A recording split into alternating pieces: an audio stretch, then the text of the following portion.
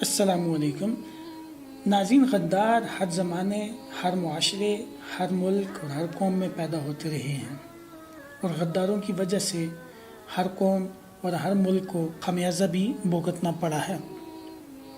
سب سے زیادہ خمیازہ ہم سمجھتے ہیں کہ مسلمانوں نے اپنی تاریخ کے متعدد ادوار میں غداروں کی وجہ سے بھگتا ہے۔ آج کی ویڈیو میں ہم آپ کو سلطنت بنگال کے 5 بڑے غداروں کے بارے میں بتائیں گے جن سے لوگ نفرت کرتے ہیں، جن کے بارے میں شعراء نے اشعار لکھے ہیں، کیونکہ ان کی غداری کی وجہ سے بر صغیر میں انگریزوں کا تاریخ دور شروع ہوا تھا۔ ناظرین، تاریخی کتابوں اور شعروں میں سلطنت بنگال کے ساتھ غداری کرنے میں صرف میر جعفر کا ہی ذکر کیا جاتا ہے، جبکہ اتنی بری شکست کسی ایک کی غداری سے ممکن نہیں ہو سکتی۔ ناظرین، اسی وجہ سے آج کی اس ویڈیو میں ہم آپ کو سلطنت بنگال کے ان 5 کرداروں کے بارے میں بتائیں گے جن کی وجہ سے سلطنت بنگال ختم ہوئی۔ آگے بڑھنے سے قبل آپ سے گزارش ہے کہ اگر آپ ہمارے چینل پر نئے ہیں تو ہمارے چینل کو سبسکرائب ضرور کریں۔ سلطنت بنگال مغل سلطنت کے زیر اہتمام ایک مسلم ریاست تھی جو کہ ایک امیر ترین ریاست مانی جاتی تھی۔ بنگال کی ریاست جن دنوں اپنے عروج پر تھی، ان دنوں انگریز اپنی ریاستوں کو مضبوط کرنے کے لیے دنیا بھر میں قائم چھوٹی بڑی و امیر ریاستوں کو اپنے مکر و فریب، بدماشی اور لالچ کے تحت قبضے کر رہے تھے۔ نواب سراج الدولہ 1733 سے 1757 تک کے سلطنت کے آزاد حکمران تھے۔ نواب سراج الدولہ اپنے نانا علی وردی خان کی وفات کے بعد 23 سال کی عمر میں تخت نشین ہوئے تھے۔ ان کا دور حکمرانی نہایت مختصر تھا۔ 1757 میں ان کی شکست سے بنگال میں برطانوی ایسٹ انڈیا کمپنی کے اقتدار کا سورج طلوع ہوا۔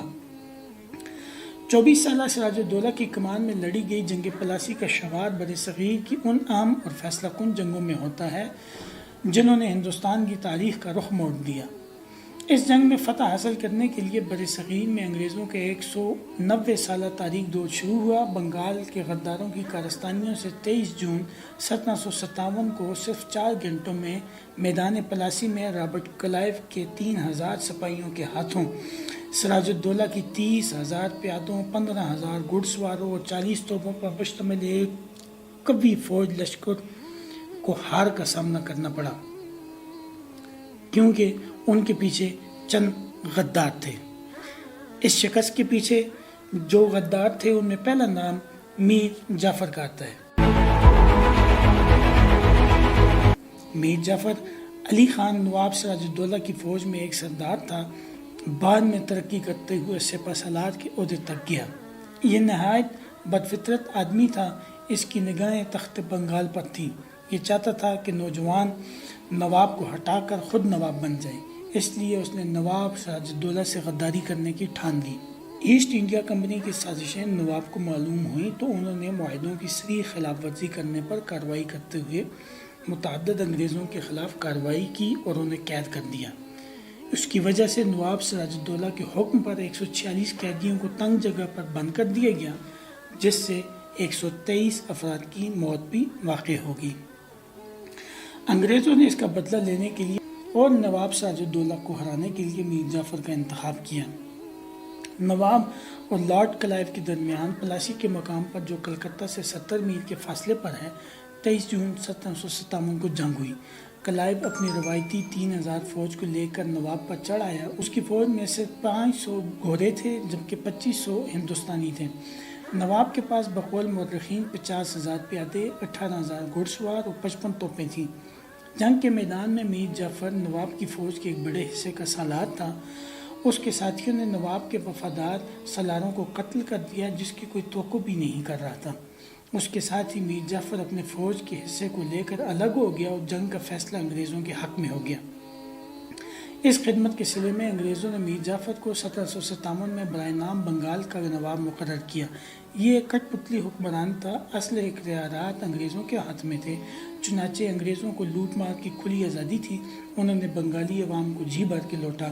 میر جعفر کی لالچ اور غداری کی وجہ سے بنگال سے اسلامی سلطنت ختم ہو گئی اور بر صغیر پر انگریزوں کے قبضے کا راستہ ہموار ہو گیا، جو اگلے 190 سال تک برقرار رہا۔ اس خدمت کے صلے میں انگریزوں نے میر جعفر کو 1757 میں برائے نام بنگال کا نواب مقرر کیا۔ بعد ازاں انگریزوں نے میر جعفر کو اکتوبر 1760 کو معزول کر کے اس کی پنشن مقرر کر دی اور اس کے داماد میر قاسم علی خان کو نواب بنا دیا گیا۔ سلطنت بنگال کے ساتھ غداری کرنے میں دوسرا نام گھسیٹی بیگم کا آتا ہے۔ ناظرین، گھسیٹی بیگم کا اصل نام مہر النساء تھا۔ یہی اصل میں بنیادی غدار اور تمام منصوبے کرنے والی تھی۔ تفصیل کچھ یوں ہے کہ گھسیٹی بیگم نواب سراج الدولہ کی خالہ تھیں اور نواب کے اپنے چچا اور چچیرے ماموں نوازش محمد کی بیوی تھی۔ یہ اپنے لیپالک بیٹے کو حکمران بنانا چاہتی تھی۔ قصہ مختصر یہ ہے کہ اپنے لیپالک بیٹے کو تخت و تاج حاصل کرنے کے واسطے انگریزوں کا سہارا لیا اور ان سے ساز باز کیا، لیکن سراج الدولہ نے گھسیٹی کو گھٹنے ٹیکنے پر مجبور کر دیا۔ نواب سراج الدولہ کا گھسیٹی بیگم کے خلاف ایکشن میں آنا طے تھا۔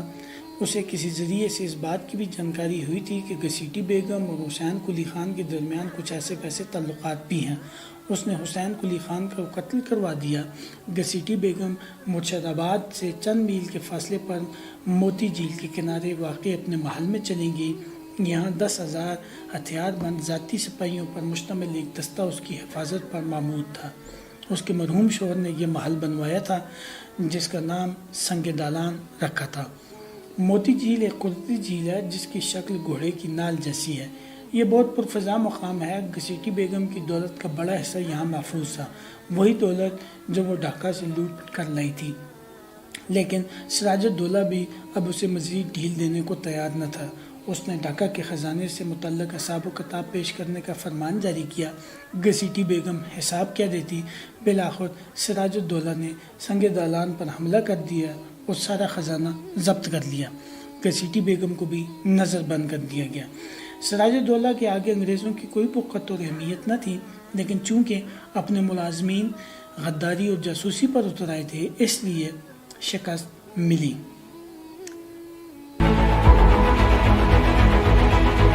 ناظرین، اس میں تیسرا نام میر چند عرف اومی چند امرتسر کا آتا ہے۔ میر چند عرف اومی چند امرتسر کا رہنے والا ایک سکھ بیوپاری تھا جو کلکتہ میں بس گیا تھا۔ وہ کافی مالدار لیکن لالچی، مکار اور بغیرت انسان تھا۔ اس نے سراج الدولہ کے خلاف انگریزوں، میر جعفر اور دیگر سازشوں کے درمیان رابطے کا کام کیا۔ بعد میں اس نے دھمکی دی کہ اگر اس کی مطلوبہ رقم اور نواب کے خزانے سے لوٹے گئے اثاثے کے 5% کے برابر کمیشن دینے کا معاہدہ اس کے ساتھ نہ کیا گیا تو وہ نواب کے سامنے پوری سازش کا پردہ فاش کر دے گا۔ انگریزوں نے اسے خوش کرنے کے لیے اس سے جھوٹا معاہدہ کر لیا، جبکہ اصل معاہدے میں اس کا نام شامل ہی نہیں کیا گیا۔ اومی چند وہ بغیرت انسان تھا کہ اس سے قبل شک کی بنیاد پر انگریزوں نے اسے گرفتار کر لیا اور اس کی عالیشان کوٹھی پر حملہ کر دیا۔ کہتے ہیں کہ اومی چند نے اپنی عزت بچانے کے لیے کوٹھی کے اندر ہی اپنی 13 بیویوں کا قتل کر ڈالا تھا۔ نمبر 4، عطا اللہ۔ ناظرین، عطا اللہ سلطنت بنگال کی فوج میں فوجدار تھا۔ اس کو جب میر جعفر نے لالچ دی تو یہ بھی میر جعفر کے ساتھ مل کر اپنے ہی حکمران یعنی نواب سراج الدولہ کے ساتھ غداری اور جاسوسی پر اتر آیا۔ حالانکہ وہ ناکام رہا اور نواب کی نگاہوں میں ذلیل و رسوا بھی ہوا۔ میر میواں۔ ناظرین، یہ میر جعفر کا بیٹا تھا اور ہر طرح سے اپنے باپ کے ساتھ اس کی ہر سازش میں شامل رہا۔ سلطنت بنگال کا غدار ٹھہرا اور بدقسمتی دیکھیے کہ قتل ہو گیا۔ ناظرین، ان ناموں کے علاوہ ہندوؤں کے سرکردہ تاجر مانک چند، نند کمار، رائے دلاب، راج بالب اور موہن لال کے نام شامل ہیں، جنہوں نے نواب سراج الدولہ کے ساتھ غداری کی اور انگریزوں کے ٹاؤٹ بن گئے تھے۔ نتیجہ اور انجام: گھسیٹی بیگم نے لیپالک بیٹے کے لیے نواب سراج الدولہ کو کمزور کیا اور میر جعفر کے ساتھ مل کر بنگال کو برباد کیا۔ پلاسی کی جنگ جیتنے کے 1 سال کے اندر ہی میر جعفر کا جلوہ کم ہونے لگا۔ کچھ عرصہ تک میر جعفر کی وکالت کرنے والے کلائب نے انہیں دی اولڈ فول یعنی بیوقوف بوڑھا اور اس کے بیٹے میران کو ایک بیکار نوجوان کتا قرار دے دیا۔ پلاسی کی لڑائی کے 3 سال کے اندر ہی اندر انڈیا کے سب سے امیر شہروں میں ایک مرشد آباد غریبی کی دہلیز پر آن کھڑا ہوا تھا۔ ناظرین، ہماری آج کی ویڈیو اپنے اختتام کو پہنچتی ہے۔ ہمارے چینل کو سبسکرائب کرنا اور اپنے خیالات کو کمنٹ باکس میں شیئر کرنا نہ بھولیں۔ شکریہ۔